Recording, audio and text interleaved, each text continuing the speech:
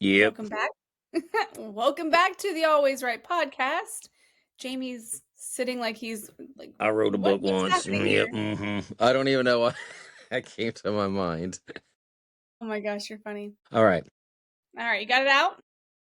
I'm falling apart because, Yeah, yeah, you are. actually, it's kind of leading into what we're talking about. Yeah, falling apart. Yeah. What happens when it falls apart at the end? I just fell apart at the beginning. Before we start that though, I didn't tell you this in our pregame. So I have been a self-proclaimed, fan of Stephanie Meyer and her writing as far as like Twilight and the hosts and all that stuff. And I read what I thought was everything. And apparently I'm not as big of a fan as I thought I was, because we were at Barnes and Noble and on the shelf, What? Stephanie Meyer put a book out in 2016 and I knew nothing about it. I don't know why she didn't email me. I don't know why she didn't tell me. Why didn't she call you? Stephanie, I don't if you're watching this podcast, start paying attention. Right. Start texting me, Stephanie. Exclamation point. We saw on the shelf at Barnes and Noble, but then Dylan was immediately on Amazon and he's like, it's cheaper on Amazon. I'm like, order it. Let's order this. I do think, it's sad. I do think my wife likes to go to the bookstore. She wants to look around all the trinkets and she'll buy a physical book. And I'm like, man, it's $37 here. It's, $18 on Amazon. So, of course, I'm going to go to Amazon. It might take a while to get here since they don't have as many UPS drivers, but it'll get here. Yeah. Well, what are we going to do when we can't get things so quickly? I don't know. My video guy, Sean Daniel, he works the video production company with Brad Bear, one of his partners, and he sends me a picture of Brad's front porch. And I kid you not, there were more UPS Amazon boxes sitting on his front porch yesterday than what you would have around a Christmas tree if you were a spoiled kid. I'm like, what in the world? There are probably 20, 30 boxes. I'm not exaggerating. Hey, what was he ordering? I don't know if it was another computer stuff for his business. It could be they're building a pontoon. They all want to rebuilding it. I'm like, it's like the Acme put together kit, the Roadrunner and Wile E. Coyote. He's gonna get mad. He's gonna get mad if he watches this, but if he would spend time on fixing his t-shirt printing machine so I can have new t-shirts instead of building a pontoon boat, he's like, yeah, just berate me. Jamie, are you seriously calling someone out for their ADHD and they're like all different projects when you but that's what he does every day. He makes t-shirts and he does car wraps and all this. I just don't want to wear the same I'm like a Sean Daniel Media oops, I shirt myself t-shirt wearing crazy fanatic. That's about all I wear unless I'm in the podcast. You just shop at his store? I do, but then I have to wait for 40 other people to come in. I'm like, just print me some. Go get me 16 black t-shirts and do a Vendera Publishing and Always Right, a Voice But Stronger. Just do all my logos and just load me up. That's funny. All right. Well, speaking about this, it just seems like it's all falling apart. It is. I might as well drink more water. Yes. Stay hydrated while you're falling apart.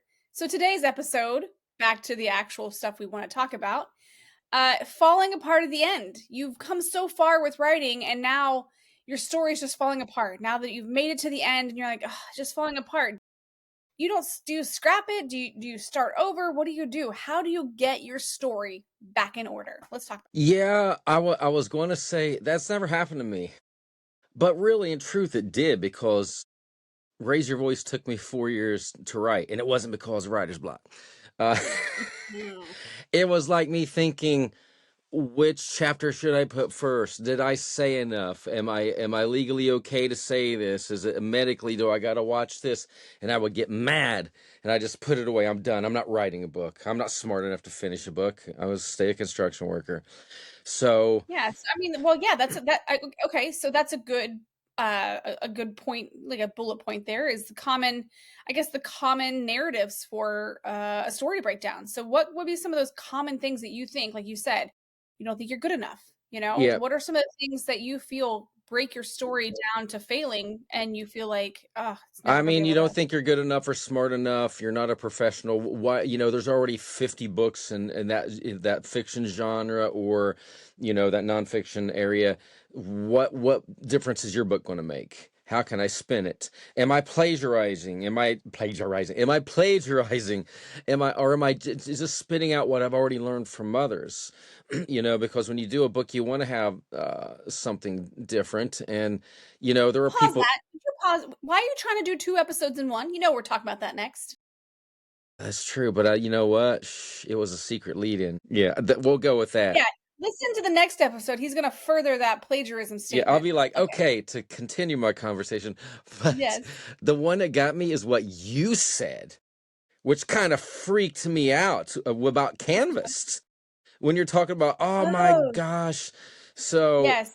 I'll let you talk about that because I can see that so happening. Yeah, okay. So like this is something like a plot that you didn't realize had already been taken because I put out when I buy or not buy, when I create a book title, I always check Amazon to make sure that book title doesn't exist. And so the plot for Canvas originally was that there were two serial killers. And the first one had left their victims like famous paintings, but scattered them all over the place to where you couldn't connect the pieces.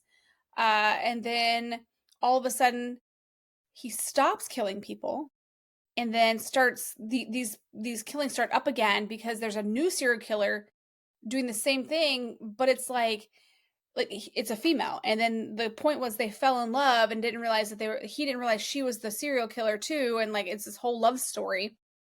And but again, they leave them like famous paintings. And of course a lot of the details in the story were like different. Leaving the victims like famous paintings, I'm straight on Netflix watching, I think it's called The Postcard, and I'm like, oh yeah, I'm gonna watch this. And then I'm like, oh crap, this is canvassed. And I'm like, because it's a couple who are all over Europe leaving murder victims like famous paintings and leaving clues on a postcard for the thing. I'm like, it's the famous painting part that was like the similarity. I'm like, ugh. It was very, it was very like I was like, ugh, I've got to change canvas because I can't redo this because this has already been done. And I forget who it was, like John Grisham or one of the other famous guys who write stuff like that. He had done this like 10 years ago. And I'm like, crap, I have to refocus canvas. So I was very kind of not depressed, but very Yeah, he frustrated. should have texted you too I to know, prove right? Well, this. I mean, him and I don't read his books. So in Oh, fair that's why game, he I quit would. texting you. Okay. Yeah. I don't read his books, so that wasn't really my thing. But I did like the visual part of it. I'm like, well, it was done well. The postcard, I like the movies, so the book was probably really good too. But yeah, so for me, I was like, I've got to take a new direction. I love the name Canvas. I didn't want to change it, so I still want to use something that deals with paintings, but I'm taking it a whole different direction. What we're using the paintings for. So I just had to restructure that, especially since now I've added that supernatural element to it. Well, I But love that you say that structure because let's be honest, Twilight, 50 Shades of Grey comes out, and everybody and their brother, mother, and sister, and father and uncle and former cousin's roommate thinks they're an author. And there's nothing wrong with that. yeah, But be original. Don't like, ooh, I love 50 Shades of Grey. Let me write 57 Shades of Black. And we saw a lot of that on Amazon. All these people just not so much plagiarizing, since that's our next episode, but kind of reading and getting caught up in it and making a very similar story. right. Yeah. And Well, we, and go ahead. no, that's it. My ring camera went off. I'm like, quit, go, turn off. Don't let me know that. And so that kind of is another reason why I feel like the reader disconnect. So if you're doing a replicate, a lot of people do want storylines. We've talked about this before. They do want storylines that if you like this, you'll probably like that. So Absolutely. there is a little connection when it comes to piggybacking on similar types of work. But there is a disconnect if your pacing in your storyline is way too similar to where it disengages your reader. So I feel like that's something that could probably when you're at the end, you feel that falling apart. It's like because it's not connecting maybe your alpha and beta readers, you're like, oh, this is falling apart. I made a personal, even though, so this, we've revamped how we do our notes now. Yep. Instead of I me love it. giving all of these things to think about Cause and then I like, go and I break down my it's like like it that's cannot too, compute. too many words. What you talk about? I'm reading now. It's still too many words. No, I'm teasing. Stop it. It's like, what? Like I have like I 10 love things it. in here. No, the importance of structure, character arcs, and resolution. I'm like, all right, we But on get. my personal end, as I'm thinking about these things, I have a personal list that I have my own notes. And so some of the things that I was thinking about, various reasons that potentially a Oh, I love you. I just realized. So you mean you made me a bullet point list, but you got another list. You yes, do I have love I have me. a secret list. I have a secret recipe list. That Oh, works. yes. So when it comes down to the loss of coherence in your story, I think about this a lot whenever I'm writing chapters, but rushing things. Um, and I've talked about a story that I read that one time that was like 30 pages, and so many things happened in that 30 pages. It was rushed. Like Yeah. I feel like there were a lot of points in in that story she could have, as an author, brought out more and not rushed everything. Um, and the characterization of things, like making sure that when we've talked about this before, being coherent. When your story can fall apart is when you don't keep it consistent. So if you start your story, I know another author who did this. They took, and they still haven't published this book, by the way. They took several years, like 8 to 10 years, to write a book.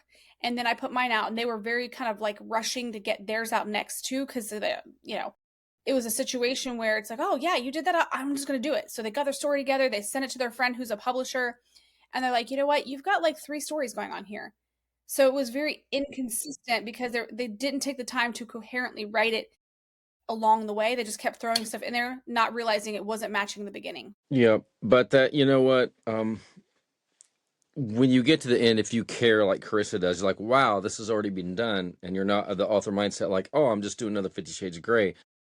You really have to look outside the box. You know what? Every book I've written fiction wise, it's inspired by like Kill Factor is inspired by James Bond.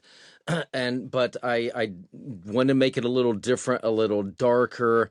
And so I gave him like kind of like Captain America had the super serum soldier. So there's crossovers from everything I like, but the arc is completely different than watching a James Bond movie or watching an Avengers movie. So it's finding your way through, because if you get to the end and you're on Netflix like Carissa and you're like, oh my gosh, I just read a werewolf book and it's the same twin werewolf brothers. Why did Yeah. I do Well, that? that's what's really cool about Catherine Horsley, one of our authors, is she took a very oversaturated market of vampires and did a different spin on it. She has these essential memoirs or the journals and the life journal Vampire of Diaries. No, I'm vampire. joking. No, no. She took a way better spin on that. I mean, because I stopped watching Vampire Diaries, but I feel like she took a different focus. So she took a theme that is oversaturated, or not oversaturated because I love vampires, that's very saturated, and found a way to put herself different. She created a theme that sets itself apart, essentially. Yes. So yeah, so Yeah, because I know if people got into her book, they'll be like, wow, I love vampires. I've read every vampire book out there. hmm Okay, it's more realistic, hmm so. yeah, yeah. So um, something else that I feel like with Crystal Gate, and I mean, a lot of these things that we talk about are things I've learned from my own personal mistakes. That I would probably, whenever I decide to revamp Crystal Gate and put out a third book, I will take into consideration and put out like a new addition to same storyline, just maybe more depth to it. Hmm. But always making sure you're sufficiently foreshadowing the beginning to end. Like I had the dream of the end of the book for Crystal Gate. I just had to get there. So foreshadowing, laying it out essentially in your mind to where it's consistent, towards the end. I know that you are not an outliner, you're a prancer, but you still have an I'm idea more of of a what the dancer or story. vixen. I'm not really for sure which of the two, But you have an idea of what your story is about. but yeah, overall, I have a theme of it, and this is where I got to watch because this is where I could have ran into trouble. Like you say, you get to the end and it falls apart. I watch if I'm doing a fantasy, I'll watch every fantasy show I can find on Prime or on Netflix, and that will inspire me. But I got to pay attention to myself. Be like, yeah, don't go there. Hmm. Or I'll dive in like I did the space opera with Phoenix Earth, and they're on the moon, and they find this building is essentially made of glass because of the Hmm. atmosphere. And so I'll do some like research, like has that been done before? And I'm sure it has. So Right. if I run into Yeah, something like that, yeah, we'll talk about that in the plagiarism episode too. Is things have been done. It's yep, hard to like yeah, it's hard to fiction. get past that. Yeah. So, but that could give you. I don't want to jump ahead, but if you're in a situation, you could think about if you have, like you said, you had the dream for the end, Hmm. and if you find something similar, like then sit there and plot out two or three other endings. Yeah. Think Yeah. how could this be different, and then it will force you to restructure from the middle of the book on. Well, and that is a good segue to the alternate endings bullet point that whenever so this is something that I had a conversation with Willow and with her book when she told me her book, because she has 3 books in the series that are eventually going to be done. Her first book will be coming out sometime early this summer. um when you're deciding your ending is and you're leading your reader on point A and point B, okay, literally have do not disturb on. Why is stuff coming through? Is It's like it you. the text thread about the cats and dog? No, Oh, I would have got no. that ping too. What am I saying? I was like, you would have got that ping to do. Yeah. No, so if you have led your readers, and this is what I like to do, if you have led your readers onto A or B, always give a C. Yeah, You know, don't let them see the C. Just kind of like hide it in there, like little sprinkles throughout, but lead them down A and B and have an alternate ending that they didn't see coming. That's I my think. thoughts. I mean, I would say I write like that, and I do, but I mean, I write in a predictable way. However, in the '80s, I was so into those choose your own adventure books that Hmm. I will think of different ways. So if I ran into that, I'm pretty sure if like, oh my gosh, there's a new series on Netflix, same thing, I'd be like, oh, I'll just change it to my other ending that I had in the back of my mind. Yeah. Yeah. Well, and that's a good point. Oh, I lost everything there. That's another good point, talking about going through and searching out endings, like maybe typing that in and seeing if there's an ending to a storyline like that. With AI now, you can Google something and it'll be like, oh, yeah, you can type in book ending and then kind of like put it out there, maybe some keywords, and it'll bring up stuff that's similar. You could. I joined this group on Facebook. It was like old movies that you forgot, and you put in like, hey, like I did ones like, hey, these people were on a beach, but they couldn't get out in the water because it was electric, and there was these monsters, and they're like, oh yeah, yeah, yeah, it's this one. You could do the same. You could even don't even ask AI if there's something similar. Say, hey, what is that book about the triplet vampires, but their brother's a werewolf married to a genie? Da da da da da. Oh yeah, it's this book. You're like, snap! It already exists. So yeah, That's AI funny. is pretty crazy. Yeah, and that was another. So I was going to give an AI version and a human version of what you could do in a situation once you get to a certain point of your book. You feel like, okay, I just don't know what to do. Go find some honest alpha readers, beta readers, who arc readers.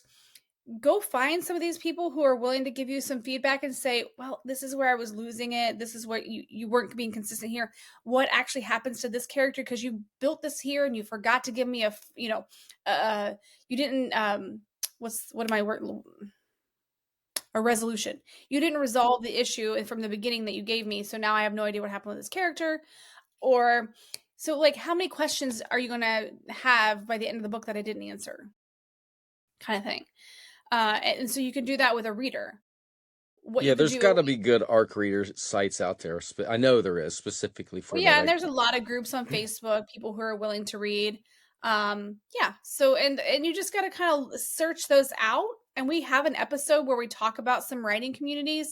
Maybe go listen to that and see some of the ones that we've put out there that we found that are top rated.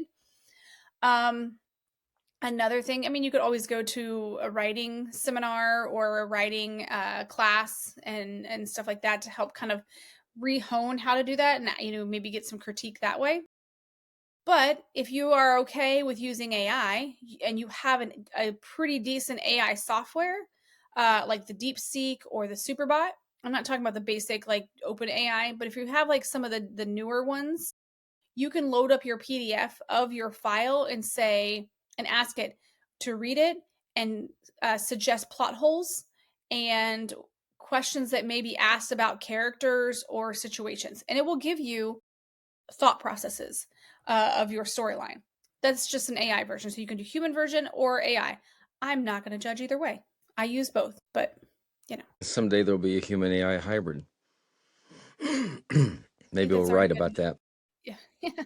Well, I mean, essentially, when you have people, so there is this thing called Inspire. My dad has this, and it's put in here, and he could change the frequency of how high or low it is for when he's sleeping. Instead of putting the oxygen mask on him to Hmm. keep him, it will change his tongue, and it'll even make him talk funny if he does it while he's awake. But it keeps him from for sleep apnea. Wow, Yeah, so I mean, essentially, and it's controlled by a mouse. So it's like a little computer thing that he puts that's over like a little insane. mouse. Yeah. And then my uncle, he has something, he wasn't able to walk well. He has something now in his back put in his spine, and now he can walk. That's crazy. Yeah. So as far as people being somewhat computer generated, we've already got computers in our bodies that we're using, pacemakers. All these things are keeping us alive as slight cyborg. And it's just the beginning. This is just the beginning, darling. I mean, theoretically, I'm sure someone has probably tried to experiment with detaching the human brain and attaching it to a cyborg body. I mean, you've even heard, oh, I'm going to die, so they're going to cut off my head and cryogenically freeze it until the time in the future when they can attach me to a metal body and let me live for another 100 years. So, and Yeah. that's probably really happening. Well, there are movies about that where the consciousness comes out of the body Yep. and is put into a new one. And there's that one movie, oh my gosh, and I'm pretty sure it has what's his face from Deadpool guy, Ryan Reynolds. Ryan Reynolds in it, where that's what they do is they insert someone's consciousness into a more physical body. But like it's like rich people pay to be in someone's body or something, but yeah, something like the person overrides it somehow. They got a new movie out too. I forget who. I think it's Edward Cullen. I think he's the main actor. Well, I can't remember his name. Yeah, it is. It's Robert Pattinson. Yeah, Pattinson, where he dies again and again and again and Yeah. again. And it's Yes. funny because his voice is really weird in it, and I'm Yeah. like, I'll still watch it, Yep. but he's a very good actor. Oh, he I hate is. that sometimes he's typecasted only as Edward Cullen because he's very good in Batman. There's I a think movie he's called phenomenal in Batman. I don't know Yeah. why they give him such slack. I'm like, whatever. He Well, when I seems went to so MegaCon, I was very happy to see a lot of the Batman collages included him. good. That they didn't forget about him. I mean, some of them didn't have Ben Affleck in it, so I'm like, okay. But no, he's also in a movie called Tenant. That's really good if you're okay with a little bit of time jumping. That one came out like that was one of the first movies we watched after the whole 2020 shutdown. Was we watched that and it was very good. You just have to be good with alternate dimensional time like loops. But yeah. Anyways, and Remember Me. Oh my gosh, that was such a good movie with him in it Kind about of 9/11. remember that. Ah, it's a tearjerker. It's a good one. So Diane must have watched it. I must have been sitting on the couch eating Twizzlers, and I just don't remember. But it sounds familiar. Oh man, back when I did carbs and I wasn't as like finicky about carbs, I loved Twizzlers. I would go to the movies, I would get popcorn and Twizzlers. They are the fruit of junk food. Well, it's fine. I don't Yeah. like licorice, but I like Twizzlers. Yeah. I like licorice too, but I prefer Twizzlers. No, I don't like licorice. Licorice is disgusting. Hmm. Yes, it is a different taste. Yeah. Okay. Other reasons why. Okay. So we've talked about some of the common reasons your narrative might break down. The importance of structure is key when it comes to maybe even structuring your outline. So you're like, okay, I want to get to point A. How do I get there? And then write those down. Even if it changes along the way, structure out how you want to get to the ending. So you don't feel like along the way you've missed something or you're like, oh, Yeah, or very smart. It's like, hey, how do I get to Portsmouth, Ohio from here? Oh, well, you go down, you go down CC 52, take a right, and it's 20 miles. If I don't give directions to where I want to end up, yeah, you could get lost, in the scenery or whatever. Make sure that it all fits together. Or like you said, that one woman had 3 stories in one novel. That it was the same story. The story was there. I'm not saying the story wasn't there. I'm saying she jumped so quickly through the storyline. She spent 30 pages going through like a 4 or 5 month period. Well, probably longer than that because it was like this happened, this happened. Oh, now they're married. And now we're bought a house that's haunted, and we went to the Halloween store, but now we're at Thanksgiving dinner. All these things happen in the first 30 pages, but then spent 3 pages on a 1 hour sex scene. So it was inconsistent.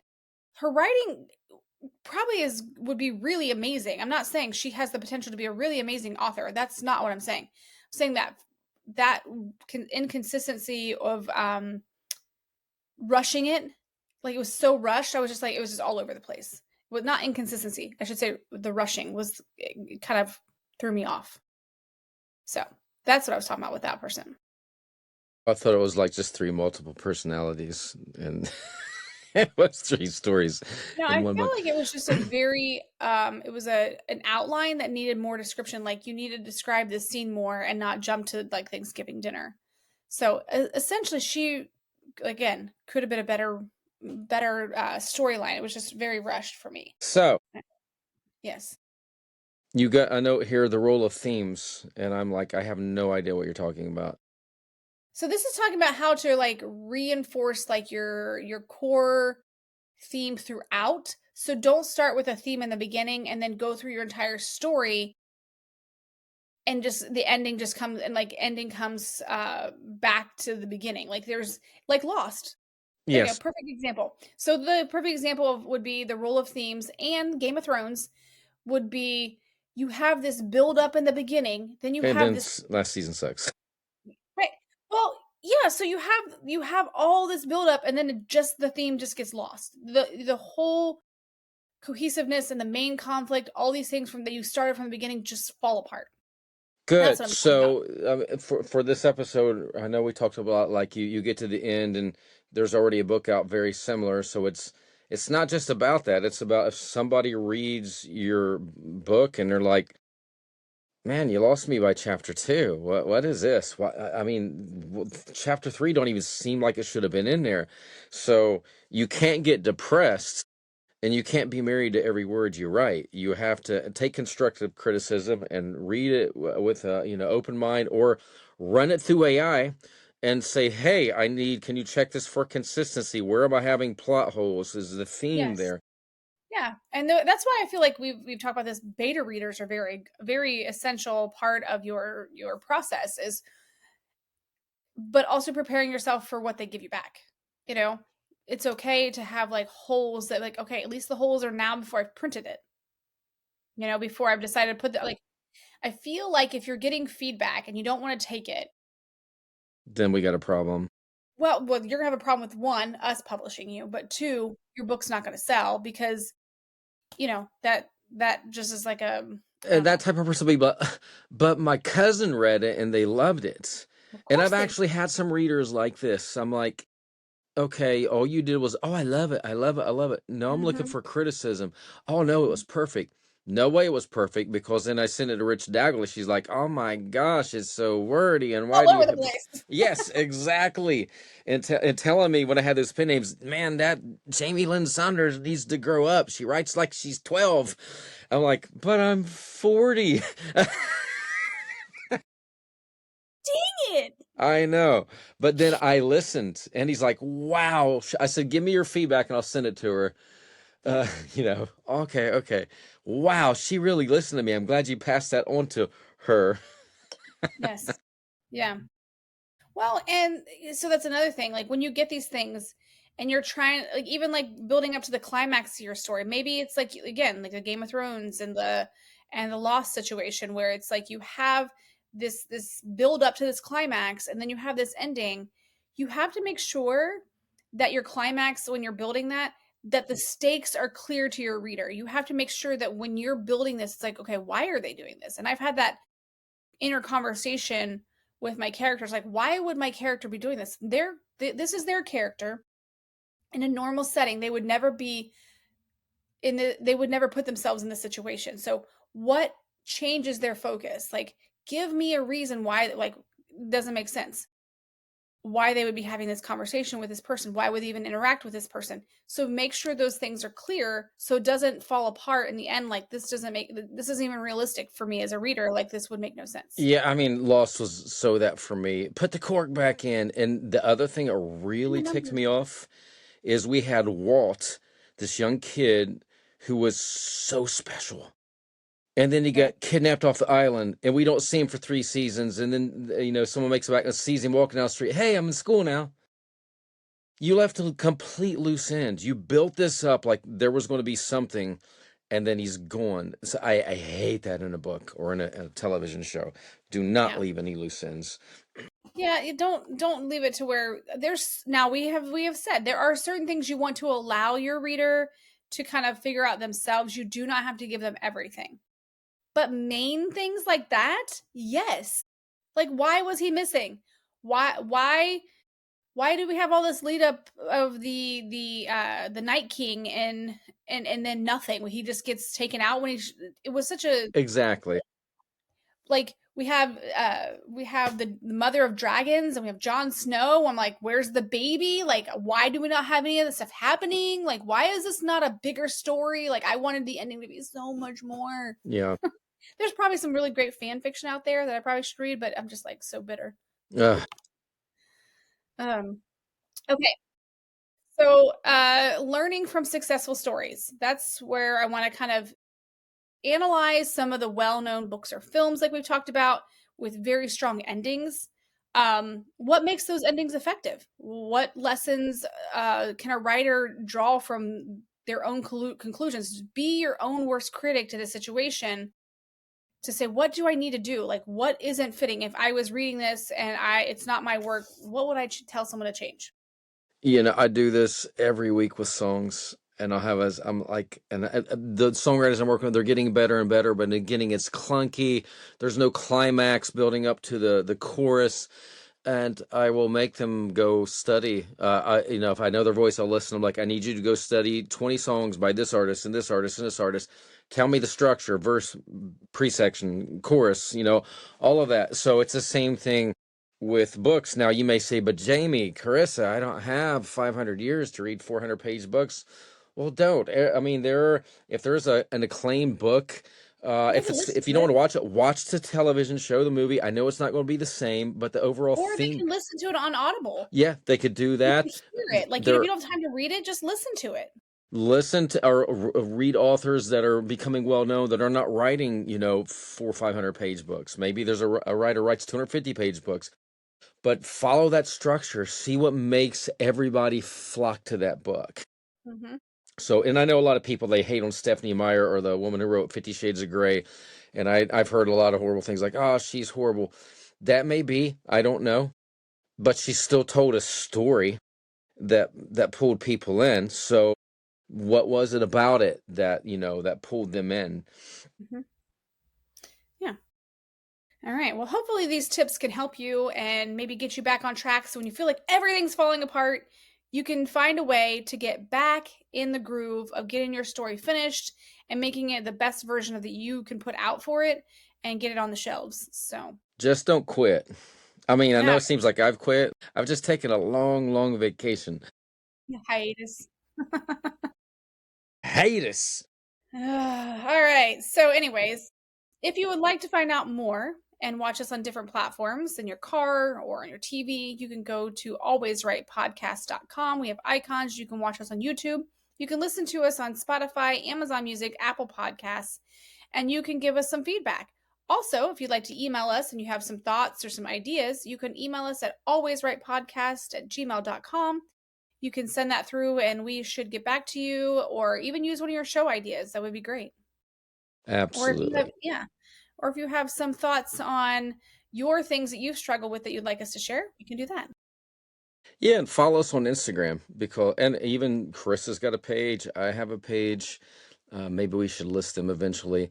Because we do Well, give tips. Jamie, for those who actually follow our podcast, they can see how to find us and connect with us down there in the show notes. Yes, I knew that. I was just seeing if you did. I bet you ain't got my Instagram since I just added it. Oh, you might have my old one. Okay. All right.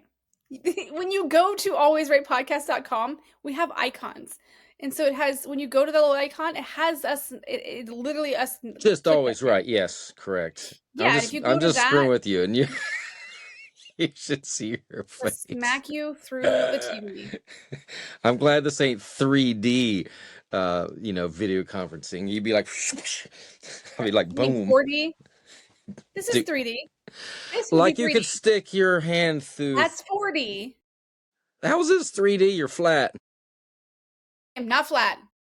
You can see the dimensions of my face. Okay, wait a Flat minute. would be a two-dimensional drawing. Yes, I can see three-dimensionally. I come from the 80s where you got to wear the 3D glasses and everything pops out. To me, that's Yeah, 3D. but 4D. We're gonna talk 4D. I'm coming through the TV at you. So that's like Woo! the ring. So she came out in 4 dimensions. Yes. All right. Okay. All righty. Until next time, I'm author Carissa DeLay. And I think I'm author Jamie Vendera. Yes. And until then, always right.